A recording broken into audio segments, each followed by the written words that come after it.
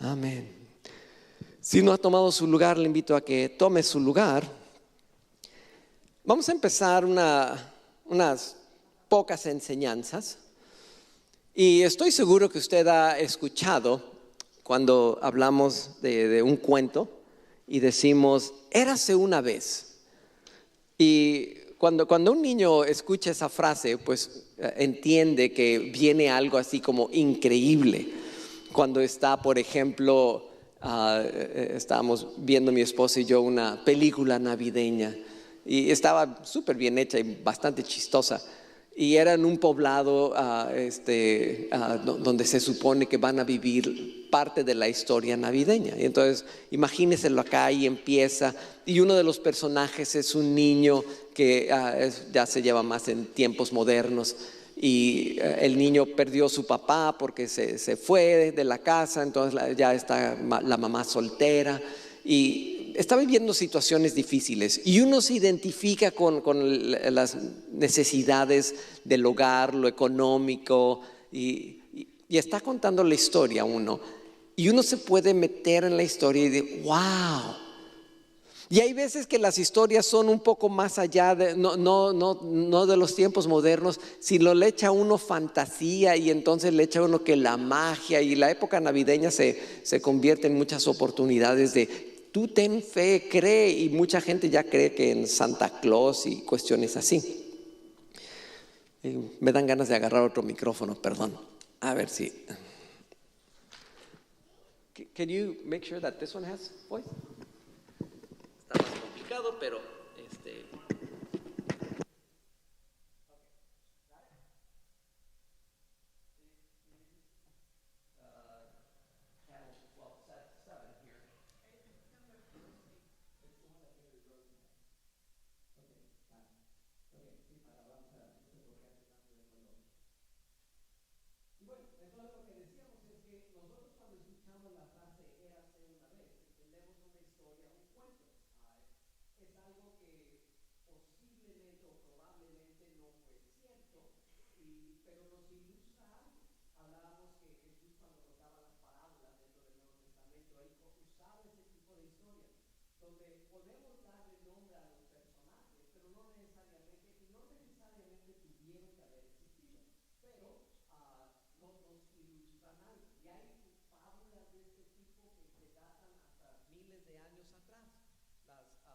fábulas de Aesop son muy famosas, por ejemplo.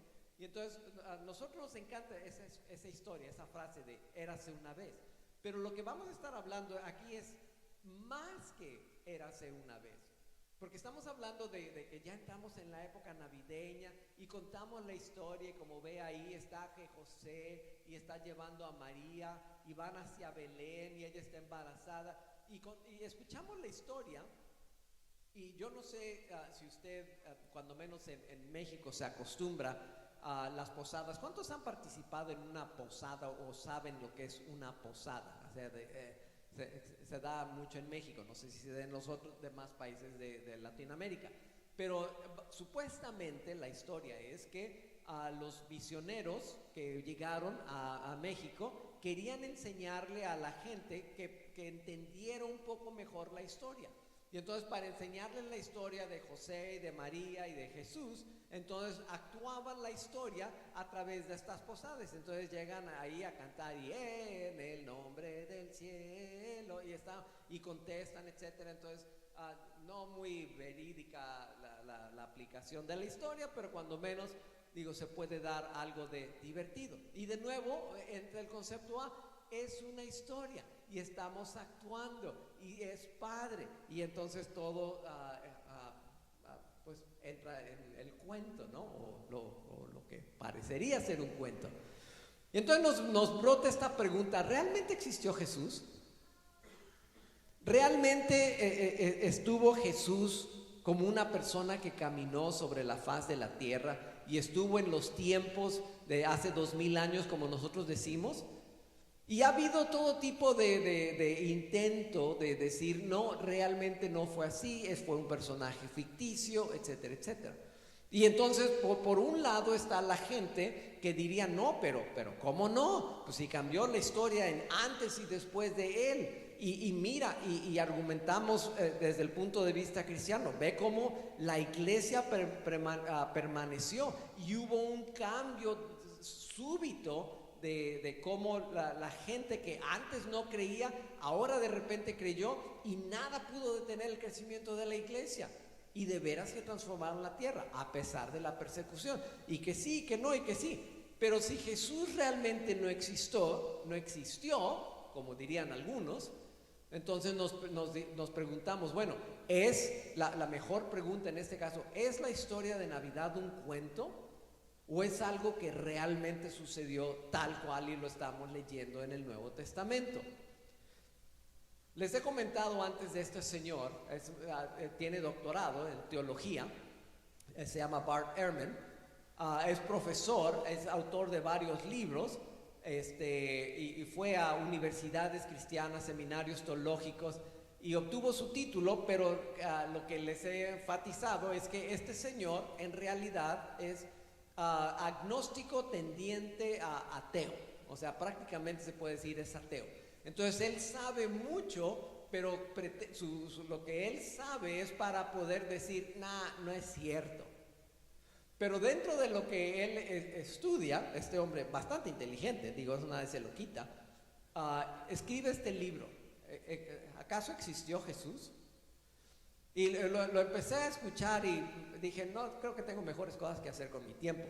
Pero dentro de lo que estaba analizando del libro empieza el argumento y empieza a analizar la historia y básicamente él dice, no es posible que la gente argumente y se pasa analizando toda la gente que dice que no existió realmente Jesús y entonces enfatiza, es que quienes dicen que no existe Jesús se le están llevando a un extremo y la evidencia no demuestra ese hecho de que Jesús no existió. Él en particular, y lo dice él, dice, yo no estoy tratando de decir existió y por tanto yo creo. Él lo que está diciendo es, como personaje histórico, es absurdo decir que no existió.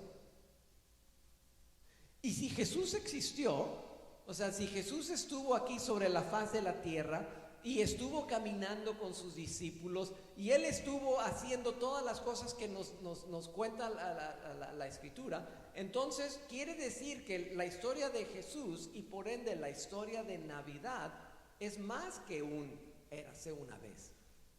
Es algo que realmente sucedió.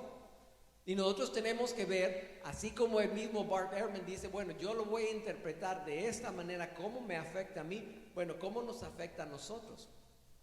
Yo le voy a invitar en el tiempo que nos resta, vamos a estar analizando típicamente nosotros empezamos la lectura de la Navidad en el Evangelio de Lucas, de cuando se anuncia el nacimiento de Jesús y cuando viene el ángel Gabriel y le habla primero a Elizabeth y a Zacarías y luego le habla a María y de eso lo veremos, no quiero decirle que no lo vamos a ver, pero antes de entrar en eso lo que necesitamos cimentar es el hecho de que esta no es un cuento, de que es una historia de veras, no es nada más una pequeña historieta que le contamos a los niños y qué linda, y se nos pierde el propósito de ello. Entonces lo que vamos a hacer es analizar este escrito de Pablo en Romanos y lleva él una secuencia dentro de todo lo que tiene que ver con una historia como la historia de Jesús, y habla él, y le leo,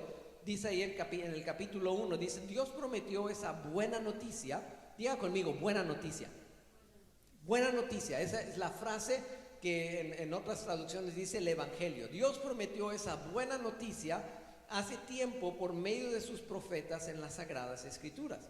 La buena noticia trata de su Hijo. En su vida terrenal, él fue descendiente del rey David y quedó demostrado que era el Hijo de Dios cuando fue resucitado de los muertos mediante el poder del Espíritu Santo. Él es Jesucristo nuestro Señor. Por medio de Cristo, Dios nos ha dado a nosotros como apóstoles el privilegio y la autoridad de anunciar por todas partes a los gentiles lo que Dios ha hecho por ellos a fin de que crean en Él y lo obedezcan, lo cual dará gloria a su nombre. Ustedes están incluidos entre los gentiles que fueron llamados a pertenecer a Jesucristo. Yo lo que quiero que vean en este relato, en como lo está contando aquí Pablo, es que él está contando la historia de Jesús, no nada más el capítulo del nacimiento, es el pequeño capítulo. Es toda una historia de cómo Jesús llegó y incluye aquel dato de su resurrección, de su muerte y de su resurrección. Y entonces concluye diciendo, ustedes están incluidos entre los que fueron llamados a pertenecer a Jesucristo. Entonces, cuando está contando la historia, esa es una parte chiquita que no se vale contarla fuera del contexto, porque es una historia grandísima que nosotros necesitamos. Dicho de otra manera, la buena noticia, que es el Evangelio, es más que los eventos de la Navidad. Parte de la historia de Jesús es la Navidad, pero va más allá. Y luego dice Pablo, versos 16 y 17, y estos dos versos constituyen dentro de este gran escrito, y por si nunca ha leído la epístola a los Romanos, se considera una de las más grandes cartas que Pablo llegó a escribir. Entonces está diciendo él en estos dos versos el propósito central, o digamos el fundamento de todo lo que dice Pablo. Dice, pues no me avergüenzo de la buena noticia acerca de Cristo, porque es poder de Dios en acción para salvar a todos los que creen, a los judíos primero y también a los gentiles. Esa buena noticia nos revela cómo Dios nos hace justos ante sus ojos, lo cual se logra desde el principio al fin por medio de la fe. Como dicen las Escrituras, es por medio de la fe que el justo tiene vida. Ahora, de nuevo, tomando un poquito acá, note cómo habla acerca de que no se avergüenza porque es poder de Dios para salvar. Y menciona específicamente los judíos y luego los gentiles. Y los gentiles, obviamente en ese entonces los principales grupos eran los griegos y los romanos. Y entonces los romanos, por ejemplo, ellos eran la potencia militar. Los griegos eran los culturales, ellos les encantaba la sabiduría. Y los judíos, como estaban bajo los romanos, pues ellos querían poder para echar abajo a los romanos. Y entonces lo que nos menciona aquí Pablo es, él no se avergüenza. Él delante de los griegos que querían sabiduría y delante de los romanos, de los judíos que querían poder, dice, yo no me avergüenzo, yo tengo la sabiduría y el poder de Dios y aquí estoy para anunciarles esta buena nueva que empieza con todo este mensaje. Cuando nosotros empecemos la historia de Jesús, de la Navidad, la clásica, vamos a decir, empieza con el linaje de Jesús. Y Jesús fue hijo de, y lleva en los dos linajes, lo lleva hasta Abraham y lo lleva hasta Dios. Es importante saber de dónde viene Jesús. Y entonces, en este caso, por lo mismo, Pablo está tratando de decir, es importante considerar no solo eso, sino hasta de dónde viene Jesús, de dónde viene y para qué vino. Y entonces, quiero que tenga esto en mente. El mensaje de la Navidad y el mensaje de la Biblia es Cristo. Lo voy a repetir. El mensaje de la Navidad y el mensaje de la Biblia es Cristo. Si al salir de este lugar hoy usted no se lleva la idea de que toda la Navidad se trata acerca de Cristo y que todo lo que hicimos hoy es para la persona de Cristo, no para que usted aprenda cosas, no para que usted sienta bonito de que cantó X canción. El objetivo es que usted salga y diga, mejoré mi relación con Jesús, aprendí algo acerca de Jesús. Nosotros queremos llegar a este tipo de conclusiones y se lo voy a tratar de ilustrar de esta manera. Lo que está usted viendo acá es un nacimiento. Este está en la ciudad de Nápoles, ¿ok? Puede ver ahí el montonal de gente y están hasta Los Ángeles allá volando. O sea, es un nacimiento navideño increíblemente grande. ¿Dónde está Jesús ahí en este? puede ver a Jesús, digo, yo sé que está chiquita la pantalla, pero puede ver a Jesús y se puede uno imaginar, bueno, debe estar por ahí donde están los ángeles, abajito, ¿no? Pero no lo vemos. Ese es Nápoles, Italia. Este es en Portugal. Es un nacimiento, ¿no? Poner esa cosa ahí. ¡Enorme! ¿Dónde está el niñito Jesús que nació? Dice uno, pues está en chino. Este está en Yucatán, en el estado del sureste de México. Y es un nacimiento no tan enorme, pero tiene como 600 piezas. Y bueno, ¿y dónde está Jesús?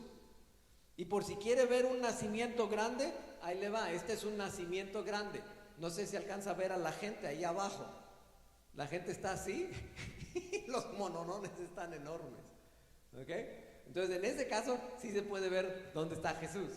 Pero quisieron hacer un nacimiento grande. Y la idea es que para mucha gente cuando llega la Navidad, ponen el nacimiento, ponen los adornos, cantan los villancicos, hacen todo tipo de cosas y cumplimos con las tradiciones y sentimos que ya participamos, ya palomita para mí esta Navidad, yo tuve el espíritu navideño.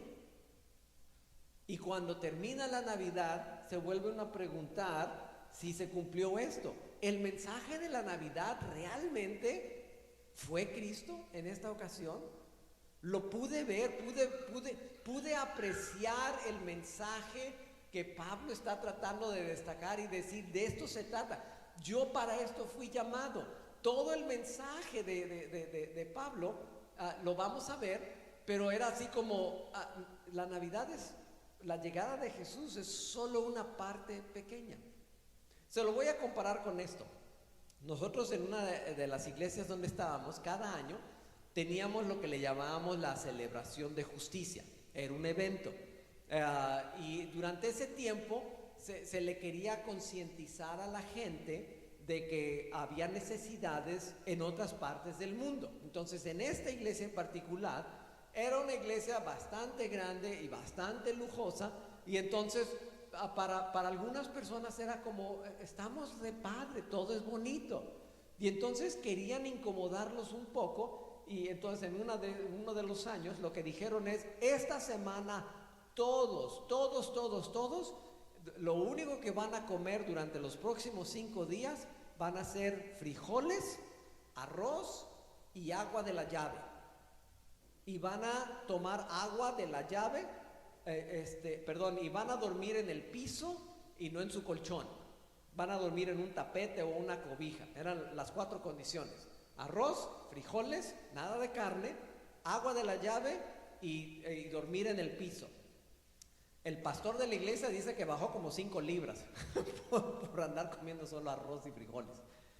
Y obviamente para mucha de la gente de la iglesia hispana, pues eso es lo que comemos siempre, pues no hubo cambio, ¿no?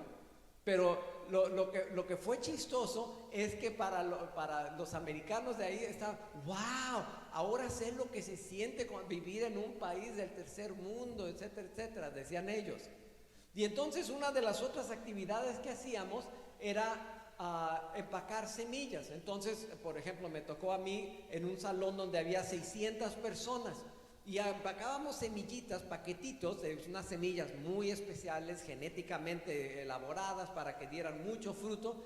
Las mandábamos al África y allá en el África se sembraban, la gente las sembraba y cosechaba suficiente para poder comer y para poder vender. Y entonces era una manera de que la gente se ayudara para salir adelante en la vida.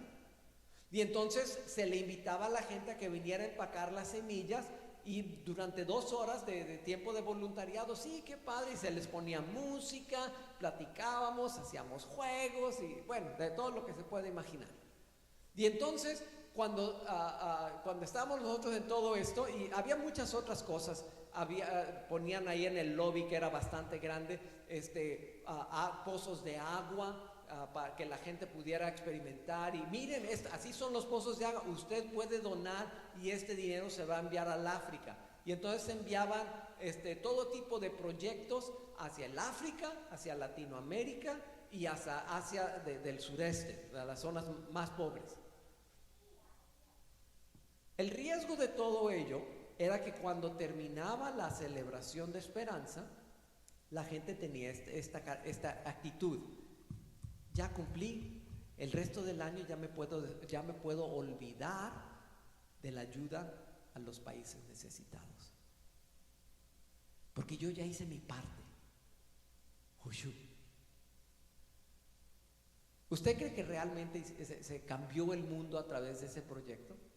Y entonces, platicando con una de las directoras de la iglesia, decía: es que me preocupa pensar si en lugar de concientizar a la gente, los estamos como que vacunando en contra de ello. Porque si sienten que ya hicieron suficiente y no van a tener esto en mente el resto del año, entonces pues estamos yendo en la otra dirección. Mejor hubiera sido que siguieran ignorantes y que Dios los llevara a un momento de choque. Eso es lo que pasa luego en la Navidad. Llega la Navidad, ¡wow! La celebración del nacimiento de Jesús. Pasa el resto del año y se nos olvida que el mensaje de la Navidad y de la Biblia es Cristo. No es nada más para una temporadita, es para todo el año. Y cada vez que nosotros nos congregamos, eso es lo que deberemos estar viendo. Ahora, vamos a ver acá básicamente, de nuevo, la secuencia lógica de Pablo en el libro de Romanos.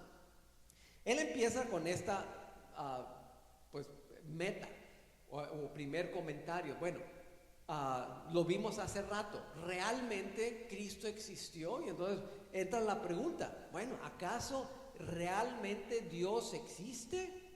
Porque no tiene sentido hablar de Cristo y la buena noticia si realmente Dios no existe. Y de nuevo, versos que en otra ocasión hemos mencionado, verso 19 del capítulo 1: ellos conocen la verdad acerca de Dios, porque Él, o sea Dios, se la ha hecho evidente a la gente.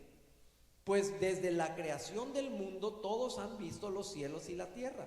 Por medio de todo lo que Dios hizo, ellos pueden ver a simple vista las cualidades invisibles de Dios, su poder eterno y su naturaleza divina. Así que no tienen ninguna excusa para no conocer a Dios. El ser humano, está argumentando Pablo, no tiene pretexto para decir que Dios no existe. Entonces, su primera declaración es: Dios en efecto existe, es evidente. Y no tienen pretexto. Segunda cosa que está argumentando, que sigue el pensamiento: Dios no es como la gente se lo imagina. Dios es más allá de lo que nosotros le atribuimos. Dice el verso 21: es cierto, ellos conocieron a Dios, pero no quisieron adorarlo como Dios, ni darle gracias. En cambio, comenzaron a inventar ideas necias sobre Dios. Como resultado, la mente les quedó en oscuridad y confusión. Afirmaban ser sabios, pero se convirtieron en completos necios. Y en lugar de adorar al Dios inmortal y glorioso, rindieron culto a ídolos que ellos mismos se hicieron, con forma de simples mortales, de aves, de animales de cuatro patas y de reptiles. Por pensar que era una tontería reconocer a Dios, Él los abandonó a sus tontos razonamientos y dejó que hicieran cosas que jamás deberían hacerse. Entonces está diciendo que Dios existe, les consta, pero no le honraron como Dios. No aceptaron que Dios es santo, que Dios es de cierta manera y que es eterno y que es bondadoso y todos los atributos del carácter y de la persona de Dios. Otra cosa que luego argumenta Pablo es: Dios es el juez final.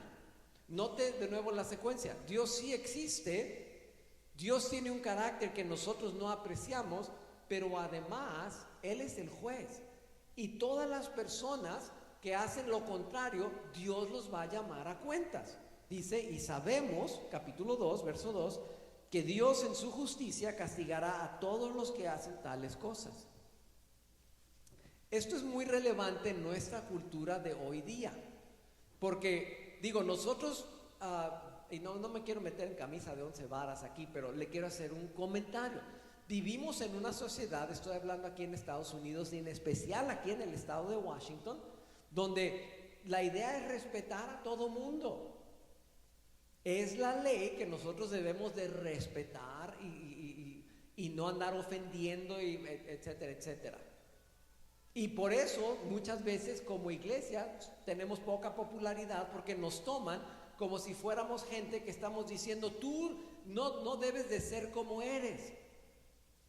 Pero yo le quiero decir, nosotros muchas veces, nosotros no somos Dios, nosotros no somos los que vamos a juzgar. Nosotros podemos aceptar a las otras personas y decir, ok, te entiendo, tú eres como eres, haces lo que quieres, va conforme a la ley, está bien por mí. Pero si Dios existe y Dios no es como tú piensas que es, a Él sí le vas a tener que dar cuentas. Y a ver cómo te la ves ahí. Porque Dios es el juez final. Y luego Pablo argumenta esto, y aquí es donde empieza a repartir parejo. Nuestra religiosidad no nos salva. Nuestras prácticas y costumbres religiosas no nos van a dar la ventaja que nosotros creemos.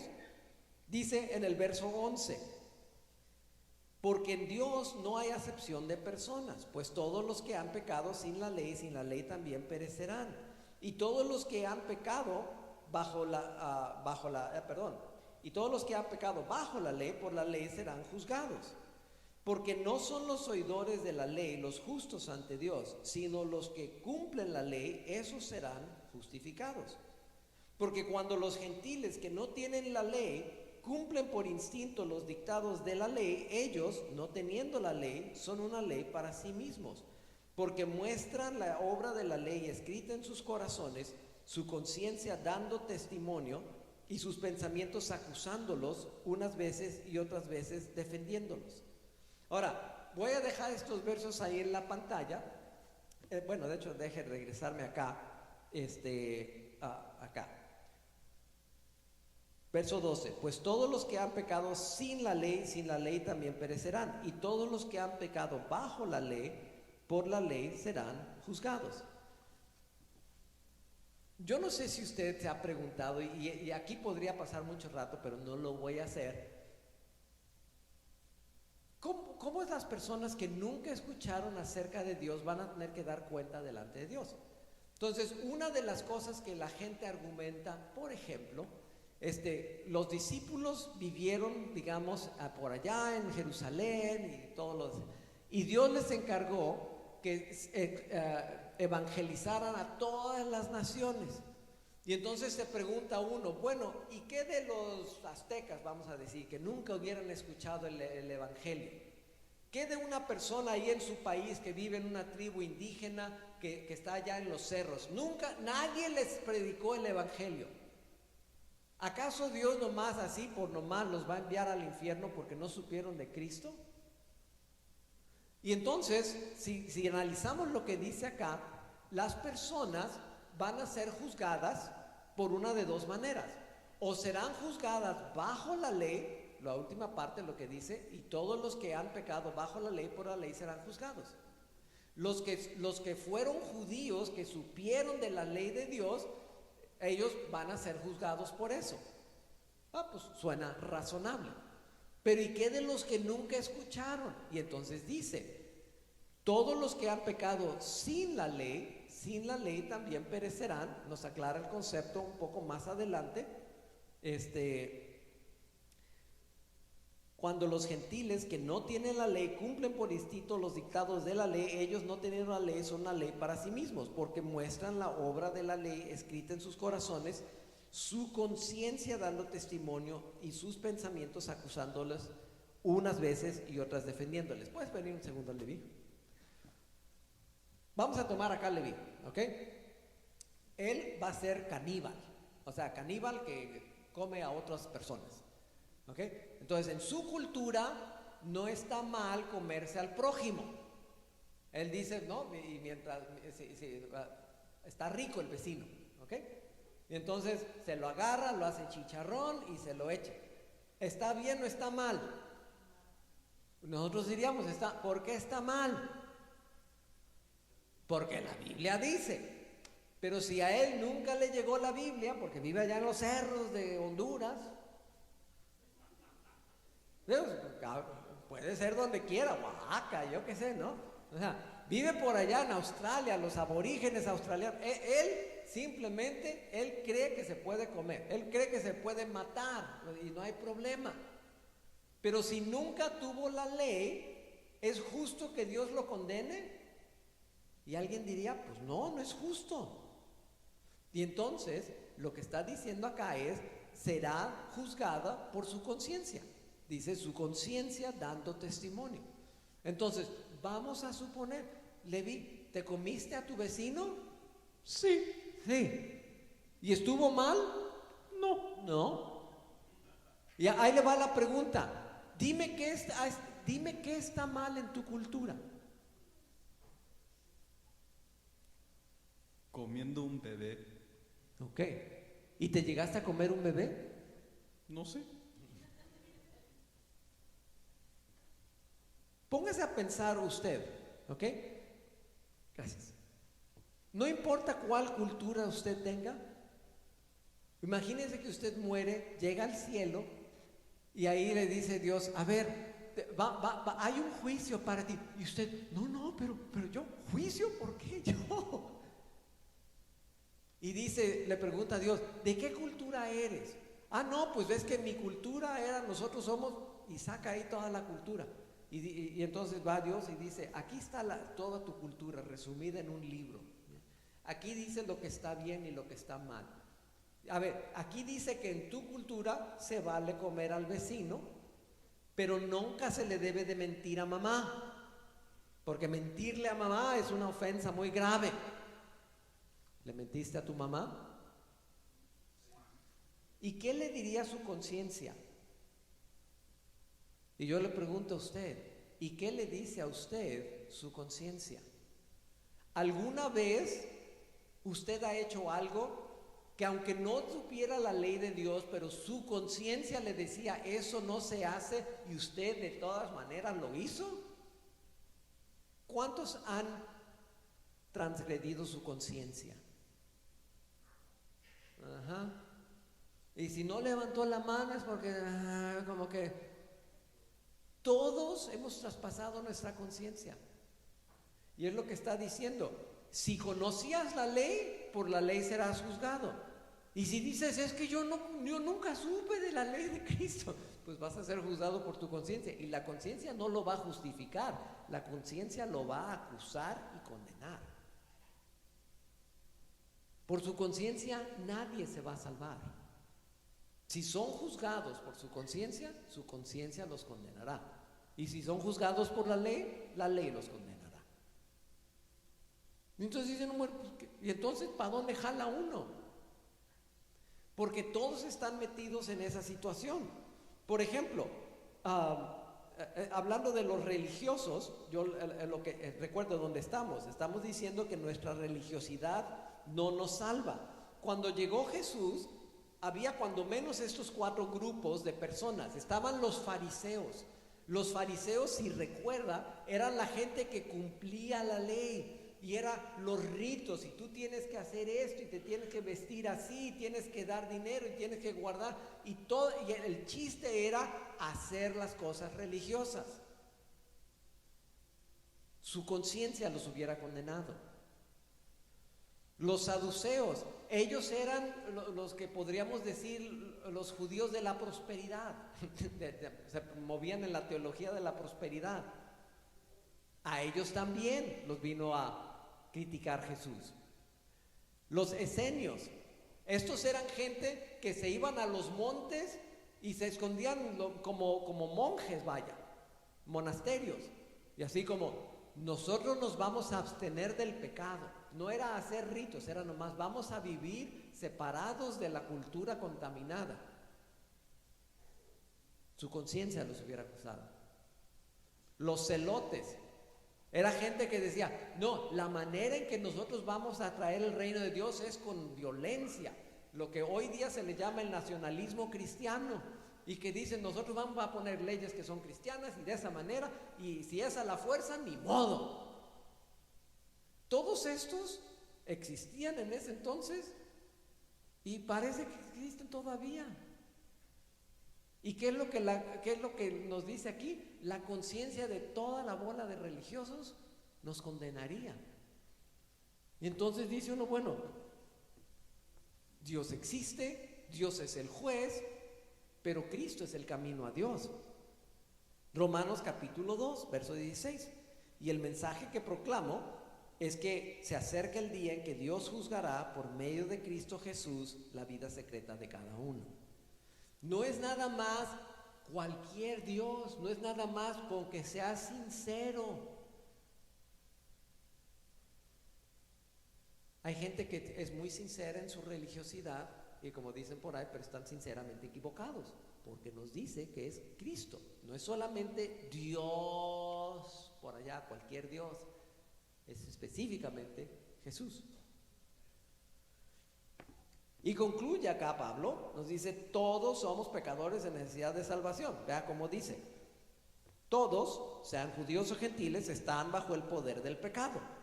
O sea, a nadie le vale ni su religiosidad, ni su ateísmo, ni su generosidad, ni nada. Como dicen las escrituras, no hay un solo justo, no hay ni un solo, ni siquiera uno. Nadie es realmente sabio, nadie busca a Dios, todos se desviaron, todos se volvieron inútiles. No hay ni uno que haga lo bueno, ni uno solo. Y dice uno, bueno, pues ¿dónde está la esperanza? No que estábamos en un mensaje de Navidad, donde es bonito y estamos arrancando y por eso ponemos el arbolito. Es que nos perdemos en las tradiciones y se nos olvida de, ay, es que no había esperanza. Entonces, ¿a qué vino Jesús? Pues Pablo concluye acá diciendo, es la fe en Jesucristo la que nos salva. Verso 22. Dios nos hace justos a sus ojos cuando ponemos nuestra fe en Jesucristo. Y eso es verdad para todo el que cree, sea quien fuere. Pues todos hemos pecado. Nadie puede alcanzar la meta gloriosa establecida por Dios. Sin embargo, verso 24. En su gracia, Dios gratuitamente nos hace justos a sus ojos por medio de Cristo Jesús, quien nos liberó del castigo de nuestros pecados. Así que somos hechos justos a los ojos de Dios por medio de la fe y no por obedecer la ley. Va a decir, oye, este es el mensaje de Navidad más aburrido que he escuchado en toda mi vida. ¿Cómo leímos versos? Pero es que el propósito, y con esto vamos a terminar, el propósito de hoy es llevarle a esta conclusión. La salvación en Cristo es la historia de la Navidad. Si nosotros perdemos ese pequeño detalle, se nos fue todo. Y podríamos celebrar y analizamos la historia y los ángeles y los pastores y como hay, no sé si ha visto que hay películas hasta de los animales y los burros y cómo se comunican entre sí, cuál es el mensaje. Y la gente trata de decir, bueno, ¿cómo le inventamos y le cambiamos el mensaje para que suene interesante y cada año suene bonito? Y casi me imagino a Pablo diciendo como el disco regresando. Se trata de una persona, no del cuento. No es de las tradiciones, no es de los villancicos. Podemos hacer todo eso, pero si perdemos de vista de qué se trata la Navidad, se nos fue la temporada. Y la idea es que ahorita le estamos recordando, pero el resto del año la seguimos celebrando. El resto del año vamos a seguir hablando de, oigan, fíjense que estamos con Cristo. Estamos en una época especial, donde ahorita estamos recordando que Cristo llegó, pero no llegó nada más para quedarse como bebé, llegó para cumplir un plan que iba desde el principio de los tiempos hasta el final de los tiempos, traer la victoria de Jesús. Yo le invito a que se ponga de pie conmigo, vamos a orar para terminar nuestro tiempo juntos y vamos a cantar también, y vamos a cantar un villancico, no para que Ya con eso ya hemos dicho, ya cumplimos, ya sentimos. O sea, es simplemente para establecer el concepto de estamos en un tiempo donde Dios nos está llevando a la esperanza que hay en Jesús, la esperanza que tenemos en un Salvador que todo lo previó. Señor, te damos las gracias